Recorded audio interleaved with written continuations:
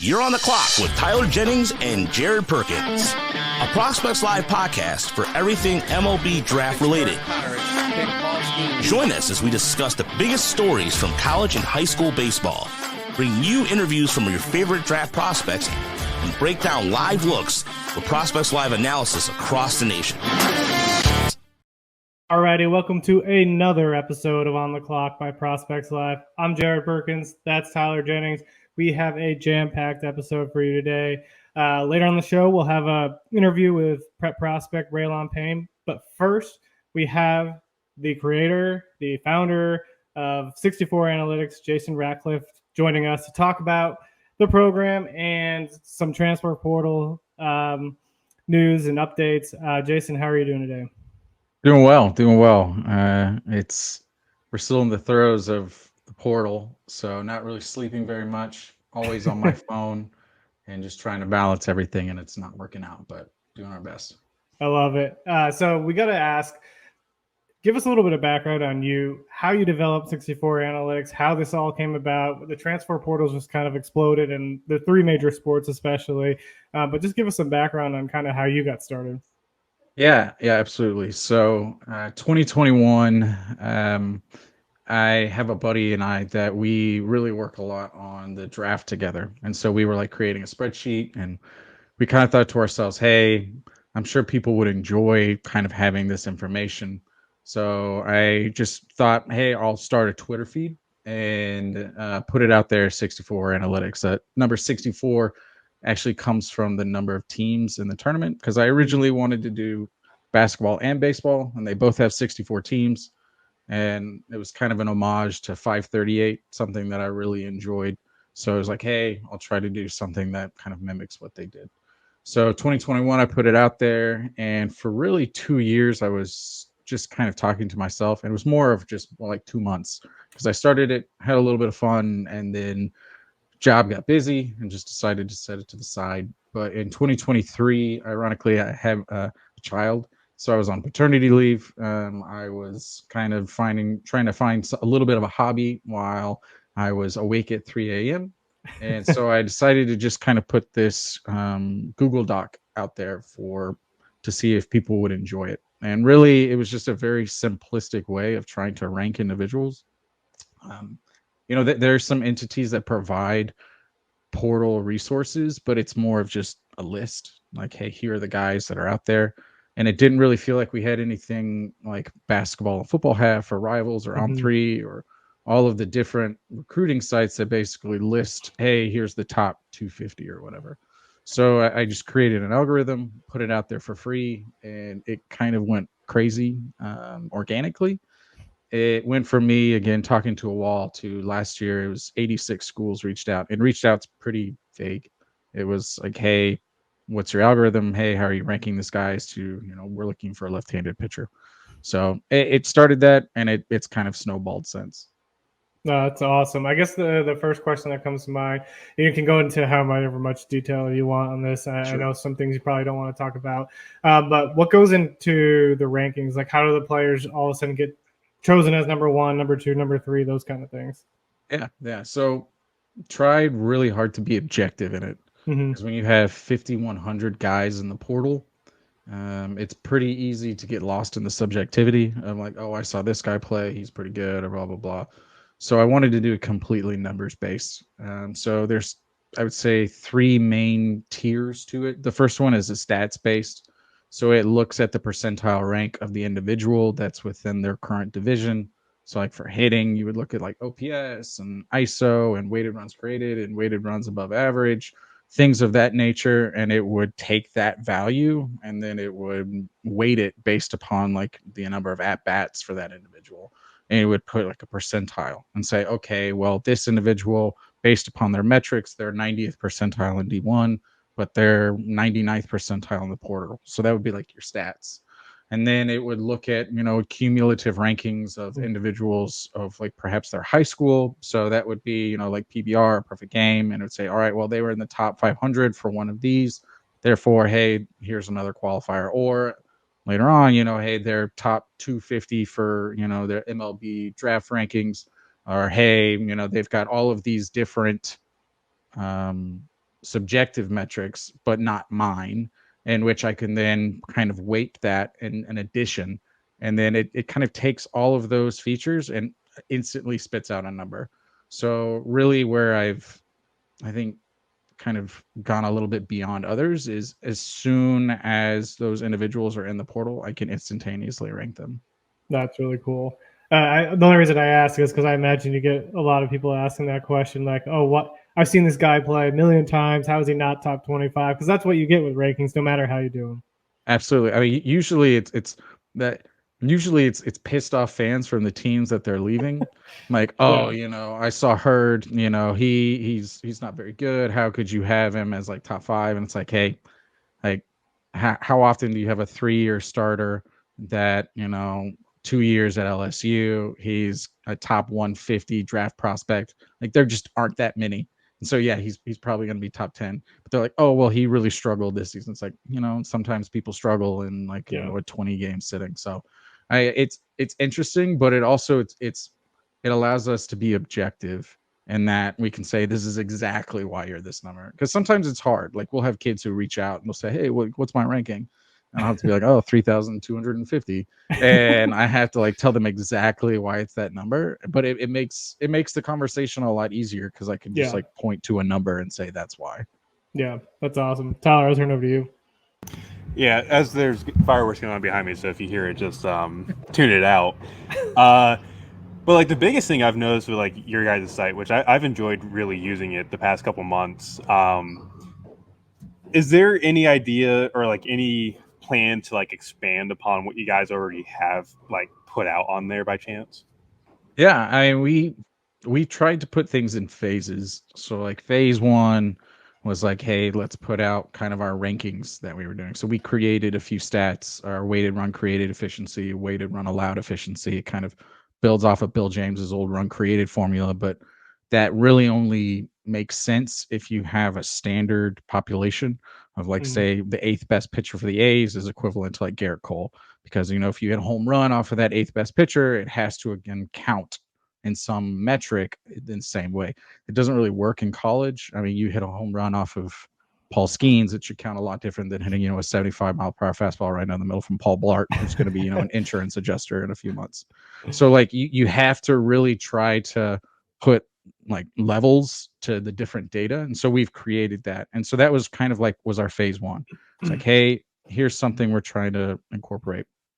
Phase 2 is where we brought out the board, because 2023, it was here's a Google Doc. And we had a ton of teams reach out for a very simple, I mean, it was literally an uneditable free Google Doc with just a ton of names, like 6 columns. And I was amazed how many people were asking questions. I was like, okay, if there are this many questions about something that looks like, an Excel document from high school, like imagine what it would look like if we actually put some effort into this.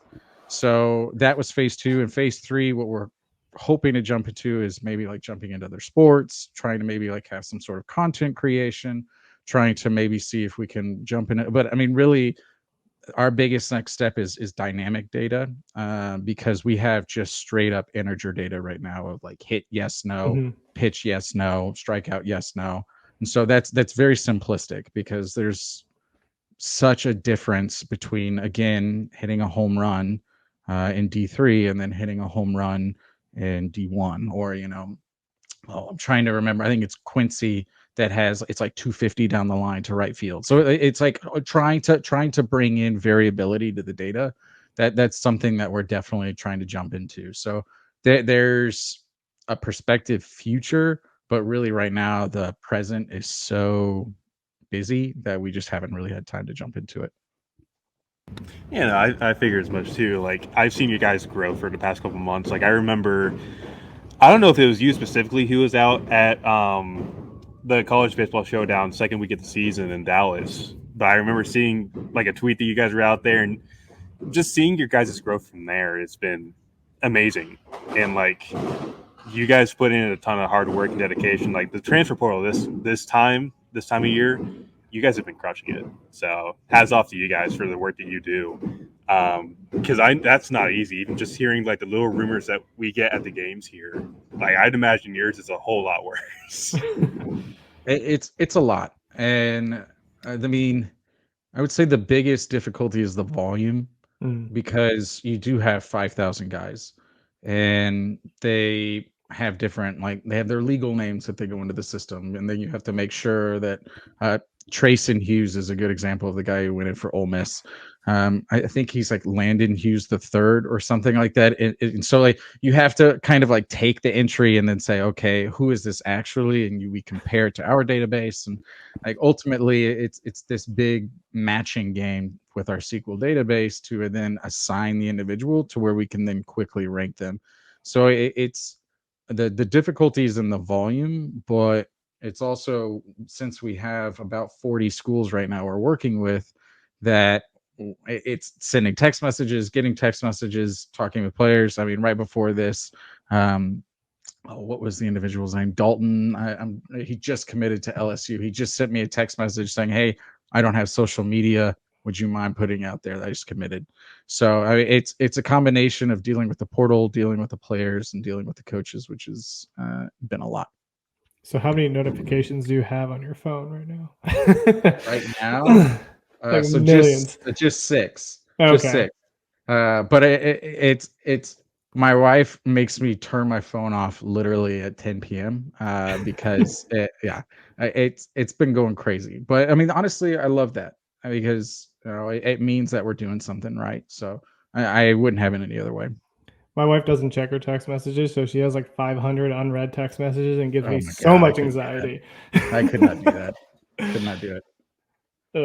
Tyler, do you have any other question? I was going to hop into one, but No, go ahead and get your question in while I got the finale of the fireworks going on right now. if you guys didn't know, Tyler's at USA collegiate national team live. The game just finished, so he's in a fireworks show doing a podcast because he's dedicated. We were gonna start this in the suite level room that the USA has actually, but I There's you can see it behind you. I can see the light show going on behind you. Yeah. that So just went like 0 to 60 in like 0.2 seconds. But yeah, we were gonna start this in the suite level room outside, because like the way Canapolis is set up is like we got 8 suites. USA gets the 8th suite for the interns, and they let me in there because like they don't really do a good job of telling me where to go here, unfortunately. But it's like right next to the press box, so I get all of their media guys and their broadcasters coming in. So I didn't want to do it out there, and then I forgot about the fireworks, and I'm like, well, I got to find a way to do this somehow. So free fireworks show for whoever watches on YouTube. By the the way, Fourth. pre-finale, by the way, like it's a glad good you thing. unmuted for that. Oh, that was loud for me, and I have you guys up to like 90 on this thing. Love it. I was going to ask or dive into some questions related to guys who've entered the portal. So for the guys who are in there already, who's been kind of the biggest surprise for you as a player who's entered? Really surprise of an individual who's entered. One that was pretty quick was Gavin Cash, Hmm. because I mean he's what, top 200, and Yeah. so the theory is like, hey, he's probably going pro. I think that's something that you're seeing a lot this year, and it's been an impact of NIL, and I'm really intrigued to see what happens with rounds like 6 through 10 of the draft this year, especially like 8 through 10, where it's generally, your 22 plus guys who are getting like 30,000 less, for signing bonus, an attempt to save money. How will that work this year? Yeah. Are there going to be individuals who say, I'm good, I'll go back to school because I'm getting X amount of dollars in NIL, which is equivalent to what you would, or will it be that Major League Baseball begins to pony up a little bit more for those individuals? So I think it's surprised to see guys like that, but it also it kind of makes sense. Andrew Fisher was one that was a big surprise. He was a top 5 guy for Ole Miss last year. Same thing with Doyle, Liam Doyle. He was a big time pitcher for. So 2 Ole Miss guys that are both not draft eligible, both in the portal. That was a surprise. I with 5,000 guys in there, it's it's almost to the point that when you see guys like Ethan Petrie who don't go in, that's almost more of surprise sometimes, because you're like, it's such, almost seems like the norm for people to go in who aren't in Omaha, and they're not draft eligible. So it almost feels like every year, Burris for Georgia Tech is a perfect example. I think everyone and their dog would have thought that he would have been in the portal, but Georgia Tech held on to him. So I think it's a combination of seeing guys who were like, oh, that's again, like Hurd, like I bet he gets drafted, but he's in the portal. And then there are also guys who aren't in the portal who are like, well, I would have really thought they would have been in. Yeah, I mean, I think this is the first year that I've really seen it leveraged kind of for the MLB draft. I know the portal's fairly new, but I'm seeing so many guys. I'm like, oh, this is like a top 100 draft guy, and they're they're in the portal. Yeah, I think I was counting. It was like 30 of them. You got Hurd and is it Shirer, the UCLA shortstop. Kiesel, he's like a top 10 guy for me. He's committed to Oregon, and so that's another thing. It's like guys are committed to some of these Yeah. schools. Cash just committed to A&M, so it's kind of this like interesting dynamic of do they overcommit and maybe get two first basemen, and do they just kind of see where the chips fall, or like how are they tackling that? I feel like it's a really interesting discussion in terms of like being a general manager for these programs. Yeah. Based on the rankings, which team is doing the best in the portal so far? Based upon the rankings right now, it's Georgia. I That's what had I them figured. number one last year as well. So it's interesting. Two of the assistants that I think have been phenomenal in the portal are actually changing teams. So you had Simpson, who was at Georgia, who's now at LSU, and then you had Ammo, who was at Kentucky, who's now at Georgia. So it almost feels like they're like changing hands a little bit. But I mean, Georgia went out and they got so many guys last year. They didn't get a lot of like top 50 guys. The shortstop from Baylor, who's escaping me right now, he was probably like their biggest name in last year's portal. But I mean, they've gotten so many good guys. They've got the top third baseman, Rylan. He's from Miami, Ohio. Yeah, Zaborowski. Black is the second baseman from UTA, I believe, the top second base. So I mean, they have gone at it hard, and I think they've got 14 commits, and I think 10 of them are in the top 250.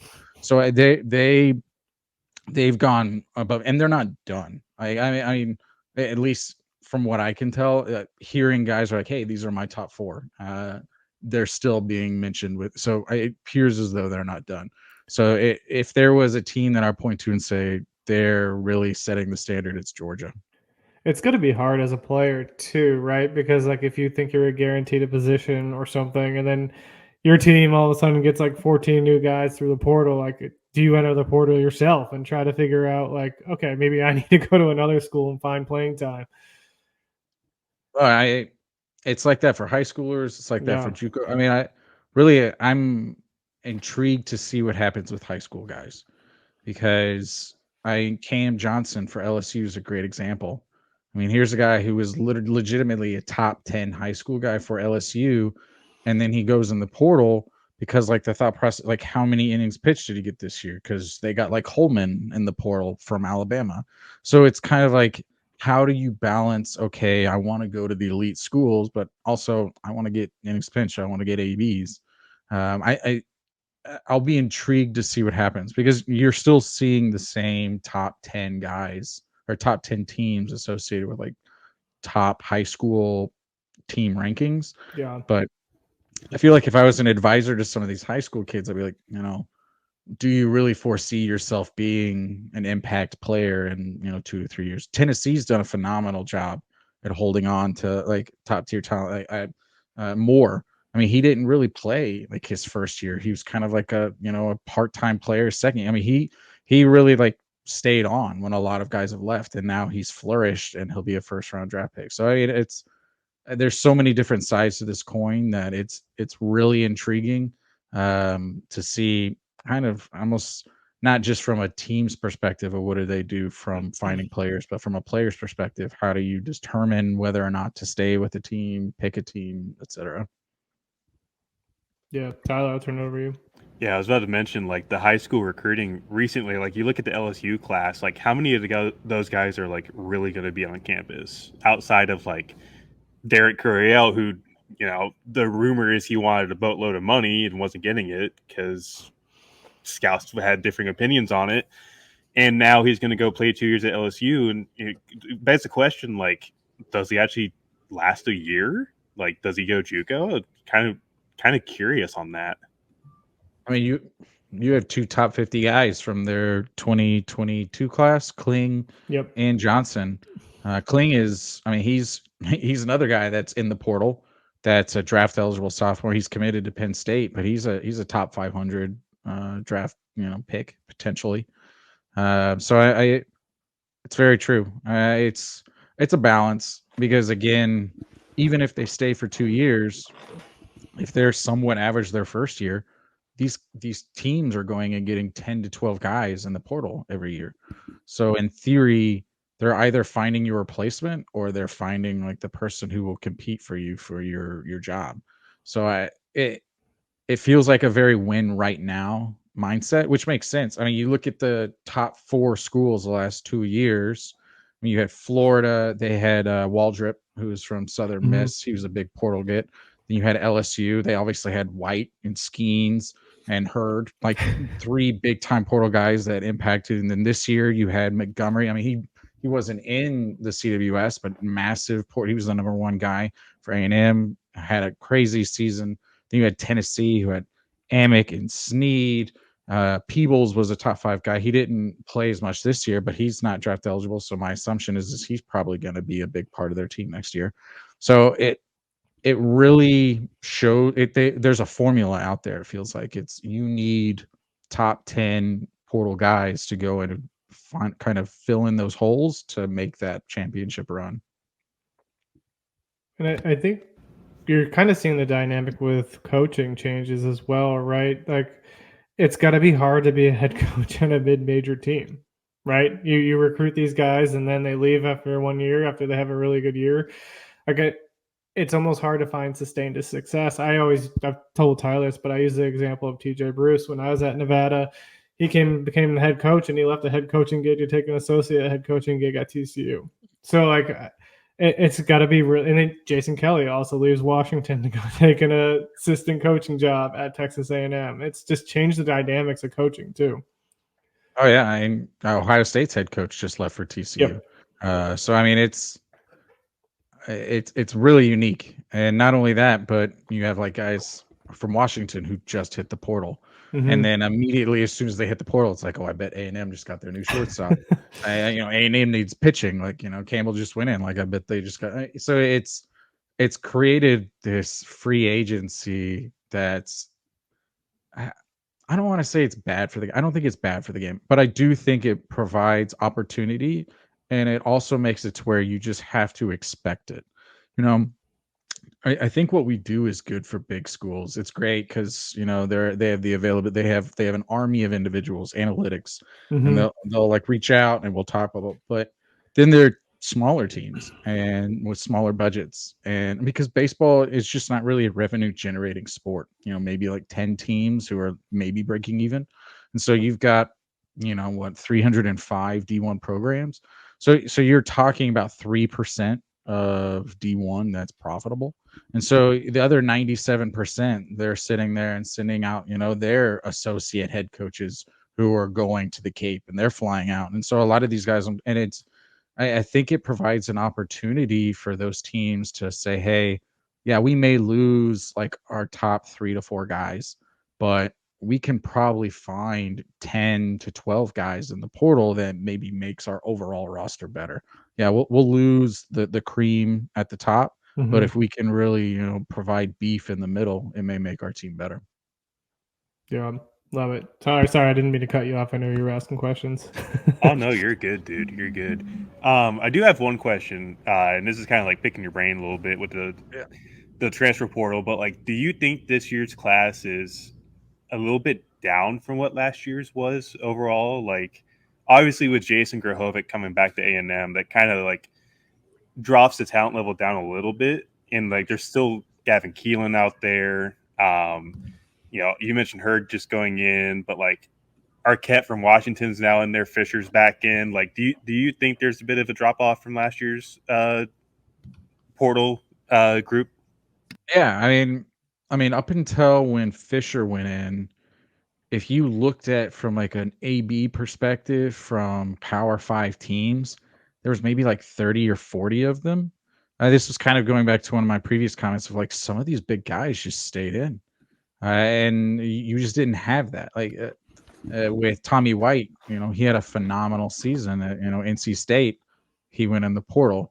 Montgomery had a phenomenal season at Stanford. He went in the portal. Like you just not see there's retention, which has been much, much larger.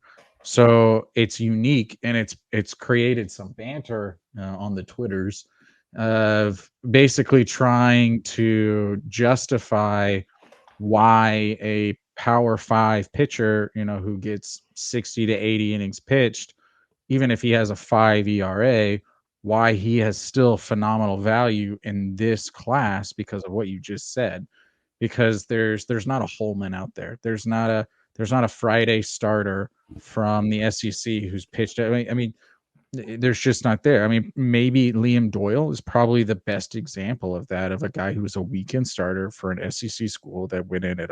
There's just not that as there was last year. So definitely some feedback that we got from schools of like, hey, where's the big bat? Where's the big bat? And like, who's going in? Do you know who's going in? And there just hasn't been that Montgomery. Now, again, Fisher, who just hopped in, is probably that best example of a guy who's like a 1,000 plus OPS guy in the SEC. But all of those guys like Cuvée for Miami and Petrie and Burris, I mean, all of these guys that for like a month and a half were floated like, oh, will they go in? I think these schools have done a phenomenal job with retention. And to your point, it's caused a little bit of reduction. And it's not to say that there's not like good guys out there, but you just don't have the holy cow, go get these guys. I mean, Jace and Gavin were the 2 ones, and then they stayed. So as soon as they hopped out, I was like, okay, well then it's Killen again. He's the top bat, and then it was Fisher, and so it's right now it's pretty pitcher heavy. I think our top 10 is mostly pitchers. You've got the TCU Lepore from Wichita State, both Arkansas commits, Vital Shees, Brute. You've got Fisher. I mean, a lot of pitchers. I think Kiesel, who was from Oklahoma State, who's going to Oregon. I think he's still in the top 10. Honestly, it's been changing so much because like Sorrell just topped out as well. He was in the top 10. I mean, that's been the difficult thing, is like I've been trying to say, oh, here's the top 10, but it's changed in the past week probably 15 times. Yeah, I was gonna say there's another guy that really pops to mind that I thought was going to enter the portal, Zion Rose, Louisville. Like, I don't know if like you heard anything different, but I heard for like a month straight that everybody thought he was going in. Like, there's no way that Louisville's keeping him. And he's been out here for collegiate for the past couple of days, and like apparently, I don't know what they did to really keep him in, but like Dan McConnell was out here, and it sounds like Zion just really loves the Louisville atmosphere. So, kind of really shocked at that one. Especially when I do a top player from their positions, and 2 of them are Louisville guys. The top shortstop and the top right fielder are both Louisville guys. So, I mean, they've had some big hits. So again, like maybe they just said, hey, we need to make sure that we keep this individual, and they make a priority to it. Yeah. Last I think is the top right fielder. Okay. The last question I was going to ask is kind of out of the players, like who's been the biggest shock to you and the team that they've landed after entering the portal? Yeah. It's unique. So I'm going to throw a little bit of a curveball here, but there's been an odd transfer rule that allows players to go to like D2, D3 and NIA, but not they've extinguished their D1 eligibility. So we have Tampa. Yeah, Tampa right now I think is like the number 19 in the team rankings, because they've got like Linney from Kansas, one of the top hitters from the Big 12, Williams from Florida Atlantic, one of the top pitchers in his league. They've got those guys committed. So 2 top 100 guys are both going to D2 Tampa. And then you've got like Osuna from North Carolina. He went to the portal. He's completely extinguished his eligibility, so he can only go. I can't imagine Osuna just this like crazy power going up against, again, like, I mean, there's quality pitchers in D2, but again, it's been really unique to see. I mean, I think they've got 3 guys in the top 250. So it'll, if Tampa plays a D1 team next year, it'll be really interesting to see how that goes. Then you've got teams like Houston. Houston has come out of nowhere to really be a top 10. I mean, I say nowhere. I mean, they've got a great program, but they're just not. It maybe when you were like looking in, Kansas is the exact same way. So I think you've got some schools, kind of going back to a previous point, that say, we may lose like, our top 1, maybe 2 guys, because that maybe they're looking for greater glory or whatever, but then they're able to find a lot of those guys in that 300 to 50 range that they go in and nab. Trying to remember the Houston, he was a boomerang commit. He left Houston in 2023. Then he played in 2024, and now he just committed back to Houston. He was a top 50 player. Malachi Lott, I think.